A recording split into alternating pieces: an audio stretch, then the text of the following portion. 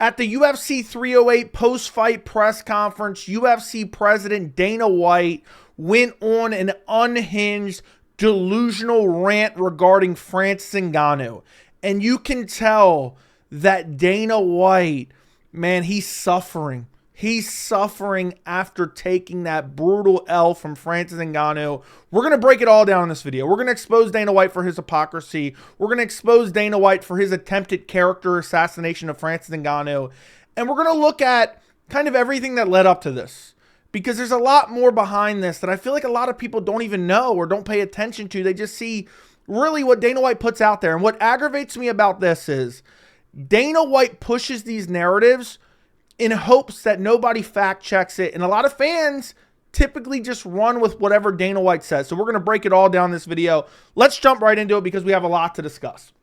So first off, where this all started was an interview Dana White did with Kevin Iole. I'm not going to rehash that. I already did a whole entire video on that, which I will link down below. But in that interview, Kevin Iole asked him, you know, do you think Francis Ngannou, I'm paraphrasing here, but do you think Francis Ngannou is going to inspire other fighters since Francis left the UFC and made far more money than had he stayed with the UFC? Dana White lost his mind. Absolutely lost his mind. Was lying about it, saying that's not true, and the media keeps saying that, and it's just simply not true, and I know the numbers. He lost his mind, okay? He was angry, he was upset, because at the end of the day, Francis Ngannou did what was best for him.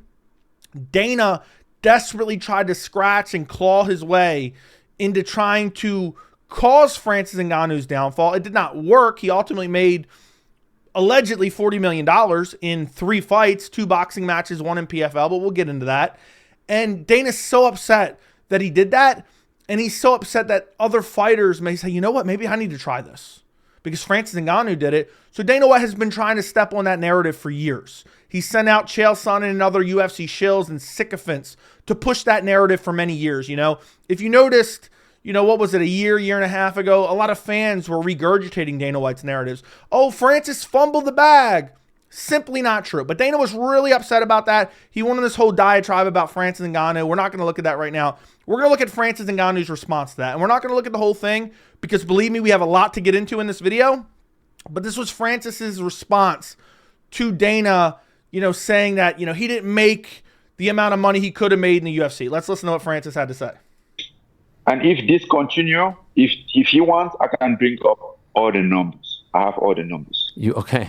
I have all the receipts. You want to bring them up now, or I have numbers. You want now or later? No. Okay. Let's keep it again. You know, let's keep it. I don't like to bring numbers up, but if I need to, I will. By the way, why? So there you go. Francis says, look, I'm not even in the business of being in this drama, but if I need to, I'll bring up the numbers. Well, anyway, after this interview, Francis Ngannou had his debut in PFL, went out there and got a KO. And Dana White was asked about it at the power slap, post-slapathon, whatever the hell you want to call it, post-slap-off, whatever the hell, live and free on Rumble. And I covered this kind of exchange here. There's actually a little bit more to this exchange that I'm not going to show you. I've kind of condensed it down because I've already covered this in another video. But this was on Thursday. This was Thursday at the power slap, post-slap, whatever. Okay? This is Dana White starting to really go at Francis Ngannou. Obviously, this is not the UFC 308 post-fight. We're going to get to that in a second. But this is what he had to say about Francis Ngannou there. Listen to this. Last one for me, MMA related. I know we talked about like Don Davis and the numbers and everything, but just as like a fight fan, what did you make of Francis's performance, given, you know, everything that's happened to him in his career, the 2 losses in boxing, the loss of his son? It was better than... So, this is after Francis's PFL debut. So, oh, as a fight fan, what do you make of Francis, you know, returning after losing in boxing, losing his 15-month-old son? And instead of saying, you know, good for Francis, we're not in the Francis business anymore. My condolences for the loss of his child, his young child. Dana White decides, let me launch into a diatribe and a rant about how Francis Ngannou, you know, I didn't like him and I wanted to cut him. Don Davis's. Way better. Listen, man, I think that I'm going to tell you what I think about what Francis is all about the money. Francis left. I covered this in the other video, so I don't want to harp on it too much. And we get into this in the 308 presser as well. Francis is all about the money. Remember, the first narrative, I mean, the goalpost got moved 100 million times. I have an entire playlist on my channel about the Ngannou UFC Dana White situation. But Francis is all about the money. That was the original narrative that was pushed. Francis is greedy. Francis wants too much. Francis is overpricing himself. Listen to what he says just a mere few seconds later in this Power Slap press conference. Left because he knew that if he fought John Jones and didn't win, it would hurt his chances of making the money that he wanted to make. But realistically, his deal was bigger here. Any critical thinking human being, anybody with a brain who isn't just a sycophant for Dana White would be like, you know what? That doesn't really make a whole lot of sense. He's all about the money, but he would have had a bigger deal here. So which is it? Dana? Let's carry on because I want to get to 308 in a second. His deal was bigger here if he stayed in the UFC. I think I've told this story a million times. They can deny it all they want. Why the fuck would I lie? What do I care? It doesn't matter to me one way or the other. If you've been watching this sport for any period of time, you know Dana White lies multiple times every press conference. But okay, carry on, Dana. I was going to cut Francis when he lost 2 in a row. I was going to cut him. I have to cover this real quick. I'm sorry, guys, if this is a little bit repetitive. I'm going to try to be fast. He was going to cut Francis Ngannou. All right, so he's going to cut him after the Derek Lewis fight here. The Derek Lewis fight here. I stumbled over my words a little bit there. He fought Curtis Blades, headliner, Cain Velasquez, headliner, Gigi Dos Santos, headliner, Jairzinho Rosenstruck, big pay-per-view, Stipe Miocic, headliner, Cyril Gane, headliner. Stipe Miocic was for a title. He folded him like a lawn chair. Stipe hasn't fought since he's getting a title shot in his next fight in a mere couple weeks. So Francis was so, devalued and worthless that he headlined him in like the next 18 fights, okay? But let's carry on. What else does Dana have to say? That was after the Derek Lewis fight. Somebody around here begged me not to do it. And imagine bragging about that. You have literally one of the greatest heavyweights of all time in Francis Ngannou, and he's bragging, yeah, I wanted to cut him. Yeah, that's a real, that shows how smart you are. And a media member actually asked him about that at the 308 presser. So it wouldn't have mattered to me one way or the other, There's a much deeper story to this whole thing, and he would have made more money if he stayed in the UFC. So he didn't want to fight John Jones. That's a fact, my friend. All right, that's enough of that. He didn't want to fight John Jones. That's a fact. Insert clip. John Jones says, show me the money. Does he really want to fight? I think John Jones is going to move down to 185. We all know Francis Ngannou wanted the John Jones fight for literally years. But guess what?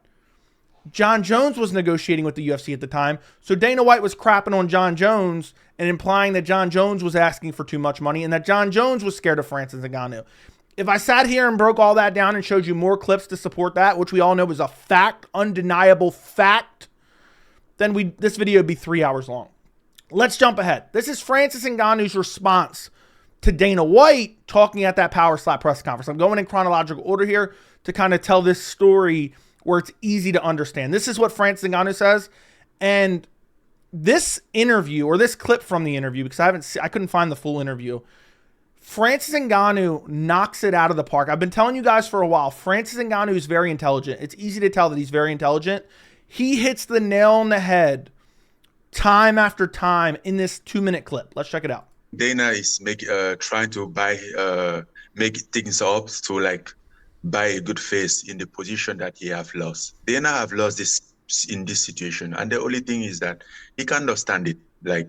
Bro, I won everything. I left.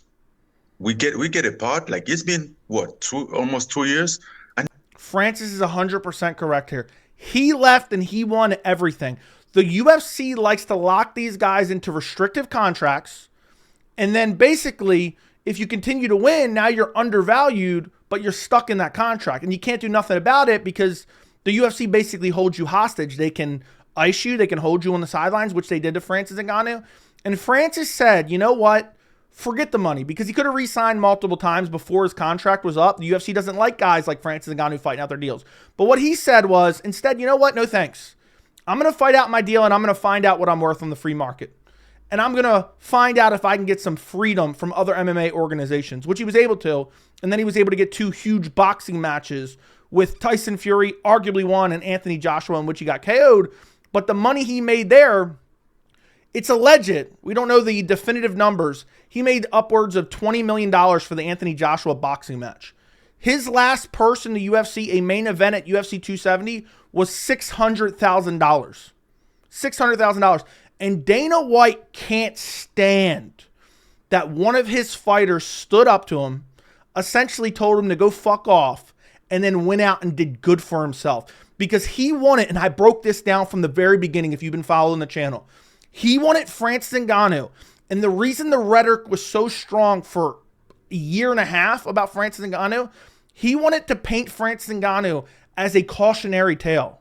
You know, years after Francis left, Dana wanted to be like, yeah, you saw how that worked out for Francis. He can't do that now. So he's trying to diminish what Francis did, but he can't handle that he took the L because he's such an egomaniac. And Francis is calling that out perfectly here. And the guy is still out there. He can't live without it. He can handle me. Like, regardless of everything that happened, I'm not about him. I went out there, did a fight, you know, have a great fight for my son memory. But the guy can't stand. I don't know what is his problem, man. But, you know, and he can make everything up like as he want. That's his problem. Yeah. Facts. Facts. And Francis is right here saying what we all can see. Dana White is acting like a petty, jealous ex-girlfriend of Francis Ngannou. That's what he's doing here. And Francis is calling it out perfectly. I think he needs to make a peace with himself. You could have just said we didn't find a agreement or something. We couldn't find we couldn't come to a deal. But good luck to him. That's it. You know, good for him.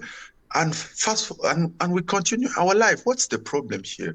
You know, but I think the problem is that he can handle this loss. You know, basically, like he been praying for I'm sure he been praying for my downfall. And then remember that. Dana White has been praying for my downfall, which we all know is true. Dana's asked about this interview in the 308 post fight. And Dana claims, no, I don't even think about Francis. But remember, Francis says that Dana is praying for his downfall. And by the way, a point that I forgot to make, Dana continued to push the narrative, oh, he only wanted the money, but yet he would have made more here, which makes no sense. But also, if he was only about the money, what's the problem in that? Is this not his occupation? But it was more than money for Francis Ngannou. It was also freedom. It was also being respected. And he felt disrespected by the UFC, so he said, you know what, I'm gonna go elsewhere. But let's continue. We got a little bit more to listen to with this. I'm just keep doing my thing, rising. You know, since I left the UFC, in any senses, I'm more than what I was. And which money he's talking about?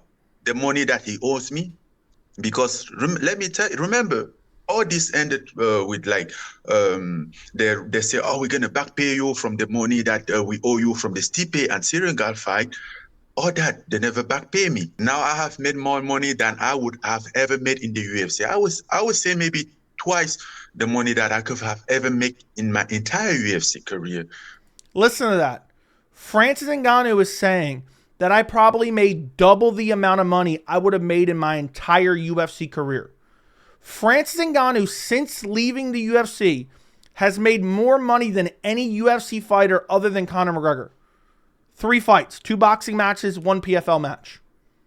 That is insane. And he's saying even if had he re-signed, he's probably already made double what he would have made in his entire UFC career had he re-signed with the UFC, which is insane. And he's talking about the back pay, which Dana White is asked about. We'll get to that in a second. If I had continued in the UFC, I'm not just saying from the moment that I stopped. Right. I don't know. But either way, if I have made less money, if I'm not making less money, enough money that I could have made in the UFC, that would be my problem. Why is it so pissed about me not making that much money? Like, come on, man. Exactly. Why would Dana care? Dana should be happy if he's not making the money, right? You know, if Francis would have left, and let's say somehow it was factually proven that he made $1 million less outside the UFC than in the UFC, everyone would have harped on that for the rest of eternity, okay? But at the end of the day, that would have been Francis's problem. Why are other people, especially people who don't like Francis, worried whether or not he made 10 million or 9 million or 11 million or 10 million? It's irrelevant. But Francis Ngannou calls out Dana perfectly here. Now we fast forward to UFC 308, where Dana is asked about Francis Ngannou. But before we get into that, I have a clip that I want to show you guys that I really can't fit into any other video, and it doesn't really have to do with Francis Ngannou here, so I wanted to show you real quick. Look at the sad state of MMA media, and there's 2 clips, but I'm only going to show you one just because of time. Listen to this. I mean, the MMA media is a complete and utter disgrace and embarrassment. Listen to this. This has nothing to do with Francis. We're going to get to that in a second. Hi. First of all, I owe you an apology. I was one of the people that hated Power Slap. I did the commentary in Arabic for them last time, and my God, you're 100% right.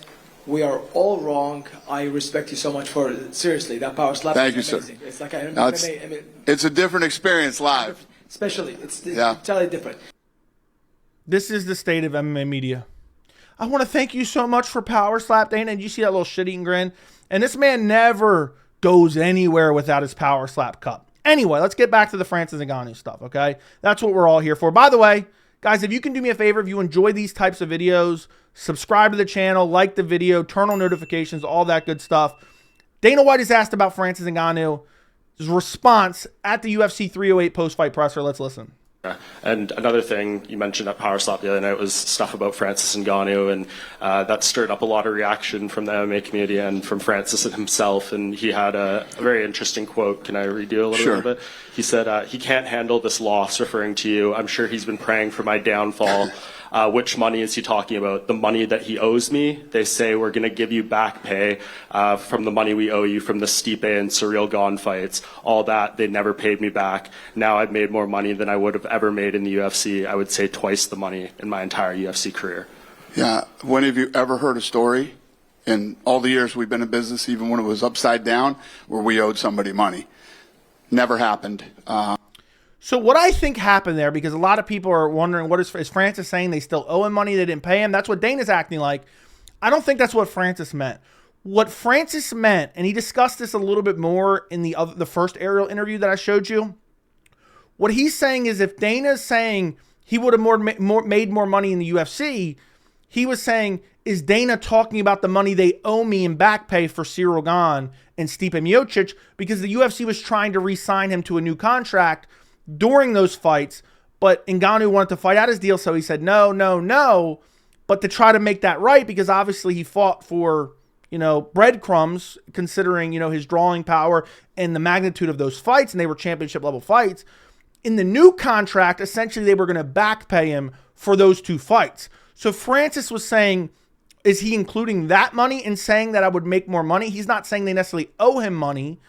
But obviously, once Francis didn't resign, he never saw that money for those 2 fights, because the UFC was never going to pay Francis for Cyril Gane or Stipe Miocic unless he signed a long-term deal. And that's what's so manipulative about the UFC contract. So Dana obviously responds to that. So he's full of shit there. Then I lost. I didn't lose anything. I was done with Francis after the... He actually owes me money because we had to watch that fight with him and the Black Beast. He should actually pay me back for that fight. Dana White should pay me back for every month I've paid for ESPN Plus and watch these dog shit Apex cards. Dana White should pay me back for those. But, okay, good funny line. Oh, Derek Lewis fight was boring. It was boring. That's the only boring fight in Francis Ngannou's entire career. And he says, oh, I was done with Francis? I was done with Francis after the Derek Lewis fight. Well, that's awfully funny because you said you offered him the biggest heavyweight contract in UFC history. You said Hunter Campbell threw the kitchen sink at Francis Ngannou. Hunter Campbell went out to so many dinners with Francis Ngannou. I was going to put those clips in here, but I was like, this video is going to end up being 2 hours long. So he was done with Francis after the Derek Lewis fight. Let's go back here. But yet, main event against Curtis Blades, main event against Cain Velasquez, main event against Junior Dos Santos, big fight against Jairzinho Rozenstruik, title fight against Stipe Miocic main event, and headliner against Cyril Gane, all while allegedly throwing the kitchen sink at him and trying to re-sign him, all while offering him the biggest deal in heavyweight history, all while he would have made more money in the UFC had he stayed. So if that isn't flawed logic, I don't know what is. And now I'm clicking on the wrong tabs. But let's carry on. And all of you. And me praying for it, trust me, I don't think about Francis that much. You guys asked me the question about the PFL, and I responded. Other than that, the only one who's praying for his demise is probably the PFL, because they signed. You know what? I keep hearing this narrative. You know, there's some reports, they're not super credible, but they may be true, that PFL sold 10,000 pay-per-views with Francis Ngannou. And people are saying, ha ha, see, Francis wasn't a draw, ha ha ha ha. PFL's really starting out. I mean, they're still an infant in their company compared to the UFC. At one point, the UFC was losing money. At one point, Amazon was losing money. Now, I'm not defending PFL's, business practices. I don't know if pay-per-view is the way to go for their company right now. Okay, but that's a topic for a whole nother video. But to act as if PFL didn't sign Francis Ngannou as a loss leader is absolutely laughable. He's acting like PFL doesn't want Francis to succeed. And also, well, let's listen to the rest of it real quick. A shitty contract with a guy that doesn't deliver any numbers in ticket sales or pay-per-views. So, and they got to keep paying this guy for however long. So this guy doesn't sell any tickets. He doesn't sell any pay-per-views. But Dana White threw the kitchen sink at him. Hunter Campbell went to so many dinners with him. I should have brought that clip. I really should have, but I didn't want to make the video too long.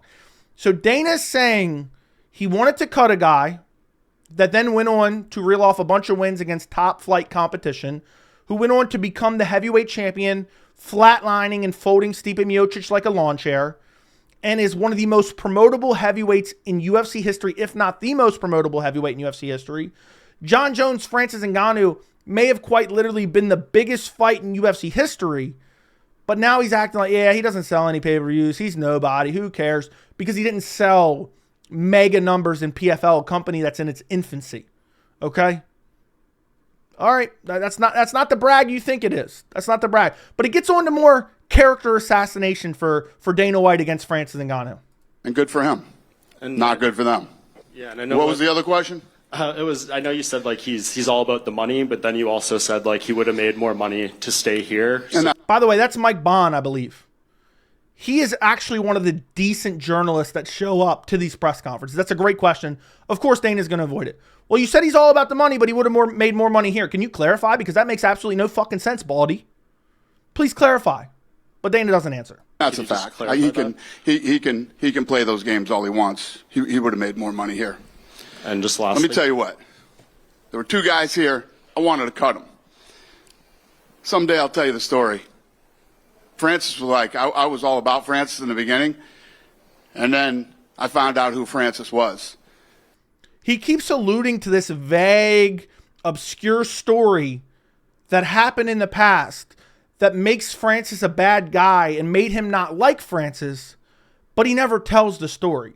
If this story is so horrific and so horrible and so terrible and makes Francis Ngannou look so bad, don't you think Dana White would tell you? But no, he just alludes to it. It's probably something, I don't know what it is, but Dana White's clearly an egomaniac, especially when a fighter tries to stand up to him. Francis must have said something or done something that Dana White didn't like, and ever since then, Francis rubbed him the wrong way. But if this makes Francis look so bad, then why don't you tell us the story, Dana? Let's carry on. And I told the two guys who asked me not to cut Francis, when somebody shows you who they are, believe them. And, yeah, believe me, I have no sleepless nights over Francis leaving. So just two more things on this. Yep. You wanted to cut him, but he went on to become the UFC heavyweight champion. So I guess... Great question. You wanted to cut him, but then he went on to become the heavyweight champion. And that's a guy he beat 4 years ago, folded like a lawn chair, and you're giving the title shot in 2 weeks. Hasn't won a fight in 4 years. What does that say about that thought process? Yeah. Does it show he should have stayed? Well, no. I didn't like Francis as a person. Wasn't a guy I wanted to do business with. I didn't like Francis as a person. Wasn't a guy that I wanted to do business with. When somebody shows you who they are, you better listen. Oh, good one. You gonna hang that quote on your wall? Put a decal on your wall? My boys were telling me he's misunderstood. And I told them, when somebody shows you who they are, believe them. Yeah, it wasn't about him becoming the heavyweight champion of the world. Francis isn't a good guy. He plays the good guy. I don't understand the language, and so he seems like he's a nice guy. This is rhetoric that Chael has also put out there, talking about Francis almost as if he's stupid. At one point Chael said, yeah, I don't think Francis even knows how old he is. Now he's questioning a guy who's speaking his second language. Say, yeah, He's like, acting like he doesn't speak the language and acts like a good guy. Actually, we got to listen to that again. Let's go back and listen to that again. My boys were telling me he's I wouldn't want to kick it with you and your fucking boys. misunderstood. And I told them, when somebody shows you who they are, believe them. Yeah, it wasn't about him becoming the heavyweight champion of the world. Francis isn't a good guy. He plays the good guy. I don't understand the language, and so he seems like he's a nice guy. He's not, and he's just not a guy that I wanted to be in business with. Period. End of story. So he's not a good guy. When someone shows you who they are, listen to him. I didn't want to be in business with him because he's such a terrible guy. He's a horrible guy. He has no character. That's real rich. Coming from this guy right here. And if you don't know what this video is right here, this is Baldy right here, and this is his wife. If you don't know what happened, this was the inaugural Power Slap event. It was in a club in Mexico at 53 years old. And I find it so funny and so hilarious that he's sitting here and saying, Francis isn't a good guy. I didn't want to be in business with him. Meanwhile, he showed us who he was. New Year's, January of 2023, in the inaugural Power Slap event. This is who he is. He didn't want to be with Francis. He didn't want to be in business with Francis because Francis isn't a good guy. But yet we have no information. We have nobody in the MMA sphere who has ever questioned Francis Ngannou's character. We have no legal troubles. We have no incidents that we've heard of. We know nothing other than soaring praise of Francis Ngannou. But Dana doesn't want to be in business with him because he's a bad guy. Well, that's awfully funny because we have this. Jamal Hill, arrested for domestic violence. Allegedly sucker punched his brother, knocked his teeth down his throat for not cleaning his house well enough. We got Conor McGregor, and he has a laundry list, but this is just one. And they want to be in business with Conor McGregor. Conor McGregor allegedly punches old man in head over whiskey dispute. This is on video. We saw this happen. Not to mention he has more sexual assault allegations than wins over the last 8 years. They want to be in business with Conor McGregor. What about John Jones? I mean, I could pull up 8 different, probably 20 different tabs of John Jones. DUI, or this is the drug testing agent thing, which I'm not saying any of these he's definitely guilty of, because this one I think he ended up, kind of getting off with, some it got dismissed with some mild stipulations. But there's been ones that have gone to court and been proven right. Oh, DUI, negligent use of a firearm. Oh, John Jones arrested for misdemeanor domestic violence. This ended up being dismissed, but ended up getting a little bit of trouble for this because the way he acted with the police officers. Oh, what about this? John Jones released on bond, facing felony charge after hit and run. He hit a pregnant woman and ran from the scene of the crime. By the way, I didn't have a channel. This was way long ago. That was the smartest decision John Jones ever made, ran from the scene of the crime. Nobody else will tell you this. I would bet my life, gun to my head, John Jones was under the influence of alcohol. That's why he ran. So had he stayed, it would have been another DUI. And it would have been a hit and run. So instead he just claims, I was scared. You notice he didn't show up for like 24 hours when he sobered up. Nobody ever tell you that. I'm telling you that's what happened, allegedly. That's my opinion, okay? But I'm pretty sure that's what happened, okay? And John Jones has one of the most checkered past in all the UFC. We're talking legal trouble after legal trouble after legal trouble. We're talking about, positive drug tests from USADA and other situations where, he has this in his system and that in his system, and fights are getting canceled and this and that, and then the hit and runs and the DUIs and this and that. I mean, John Jones has a laundry list of showing you that he's a quote unquote bad person. But Dana wants to be in business with him. He not only wants to be in business with him, he can't stop talking about him. Let's listen to a few clips here. And we're not even done with the UFC 308 post-fight presser yet. Let's listen to this. As an educated adult who knows the fight business, you cannot deny that while John Jones is active, he is the greatest fighter in the world. Did I not say that? Yes. I don't know what you're arguing about here. I don't even know how we're in this conversation. So there's more, but I don't want to sit here and listen to these whole videos. Let's carry on. Let's listen to this. This one's a good one. This one's a doozy. This is one of my personal favorites. And when you really think about what pound for pound means, John Jones is the pound for pound best. When you watch the video of him and Cormier, and they don't know that they're live being filmed. Oh, my God. And Cormier says, I had to come over there and spit in your fucking face right now. And John Jones says, I would fucking kill you. I'm not saying I would fucking kill you. John Jones has like German Shepherd dogs that that do all the attack shit, shoots guns. He's hyping up his German Shepherd dogs, which are really Belgian Malinois. He's got German Shepherds. That's what makes him a badass. Forget about all the legal trouble. He's hyping this guy up. But yeah, he didn't want to be in business with Francis because he's a bad person, but doesn't offer one single example. We have no history to go off of that would deem Francis Ngannou a bad person, okay? And even the guy who has every reason to release information that would be damning to Francis Ngannou's character, he doesn't offer a shred. We'll listen to a little bit more of this. John Jones has a very fucking dark side to him, right? And when you talk about who the baddest motherfucker in the world is, I like how your example of how bad he is. You put his two dogs. They're literally laughing in his face. He's getting butthurt here. It's like, yeah, you're hyping him up off his German Shepherds. Okay. No. John Jones, during the craziness. Of all the things that he has, he's got German Shepherds. This guy's in the dogs. But he's that guy with German Shepherds. You know what I mean? He's that. Look how heated he is. Look. He's sucking off John Jones so badly. He's getting mad that this guy's laughing at him for making the dumbest statement ever. Fucking guy. He's not just fucking like, when all the craziness was going on during the pandemic and everybody was rioting and all this shit was going on, he was ready. Do you know that John Jones was like downtown, like ripping spray paint cans out of kids' hands and fuck up my town? Maintaining order. Oh, what a badass. What a badass. John Jones is out there smacking spray paint cans out of teenagers' hands during civil unrest. But let's get back. Let's get back to this, okay? Oh, not that. That's just Sim slapping his wife in a club in Mexico at 53. Let's listen to the rest of the 308. You know, Francis, let's actually, I'm going to rewind a little bit because I just want to refresh on what he said, okay? That Francis isn't a good person. But meanwhile, you see him sucking off John Jones. I could put in clips of him, you know, hyping up Conor and everyone else under the sun who has a checkered past, but yet he doesn't want to be in business with Francis Ngannou because he's a bad guy. Understood. And I told them, when somebody shows you who they are, believe them.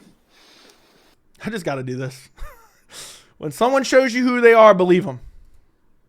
Yeah, it wasn't about him becoming the heavyweight champion of the world.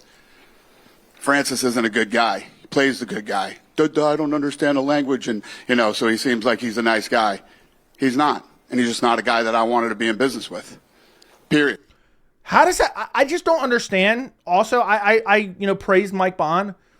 Well, if you didn't want to be in business with him, why'd you give him a title shot? If you didn't want to be in business with him, why did you offer him the biggest contract in heavyweight history?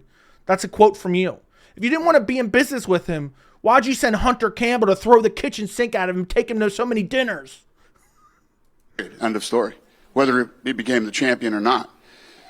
And I assume you don't want to be in business with him ever again, but... We won't be. We'll never be in business together. You can tell. Yeah. We don't like each other. And this goes way back. This goes back to before the first Stipe fight. Here we go, alluding to the story. But Dana says, you can tell we don't like each other. I don't think Francis cares about Dana at all. Why would Francis care about Dana?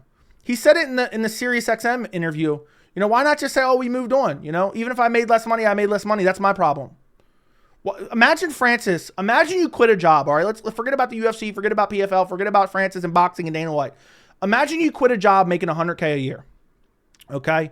And when you quit, your boss wasn't too happy with you and you weren't too happy with them. And then when you got another job and you're making $1 million a year, do you think you would care at all about that previous job? I know I wouldn't. I would never think of it again. I wouldn't give a shit. I'd be like, okay, on to bigger and better things.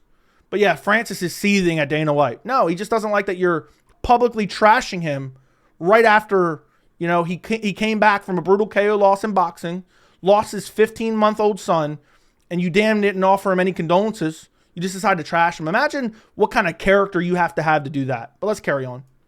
He pulled some shit before the first Stipe fight, and I said, I'm done with this guy, and then Stipe beat the shit out of him. Great night. And then... Listen to that. Listen to that, guys. Listen to that right here. That's very telling. Let's rewind it. Yeah. We don't like each other. And this goes way back. This goes back to before the first Stipe fight. He pulled some shit before the first Stipe fight, and I said, I'm done with this guy, and then Stipe beat the shit out of him. Great night. And Stipe beat the shit out of him. Great night. Who's not praying for anyone's downfall? He was hoping and praying that Francis Ngannou lost in boxing. He was hoping and praying that Francis lost in PFL. He has been preying on Francis Ngannou's downfall since he left the organization. He claims he's not. PFL's the one doing that. He just there admits, oh, it was a great night watching Stipe beat the shit out of him. Well, what did Stipe, what did Francis do to him in the rematch? Folded him like a lawn chair. But again, remember, Dana's not, I mean, think about how many contradictory statements he's made in just these two press conferences. This one's on Saturday, the power slap one was on Friday. Okay, and in the same press conference, oh, he's all about the money, but we offered him the most money. I'm not praying for his downfall. I was happy when he got the shit beat out of him. I mean, imagine being this petty. This man has millions of dollars, and he's this petty over a guy doing what's best for him. And then, yeah, we never had a relationship after that. Well, I know you said John Jones would walk out of any room, so wouldn't it be gratifying to put him in a room with Francis? He didn't want that fight. He could have stayed and took that fight. He didn't want that fight.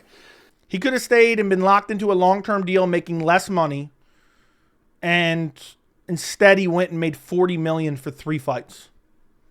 Yeah, do you really believe, does anyone actually believe Dana at this point?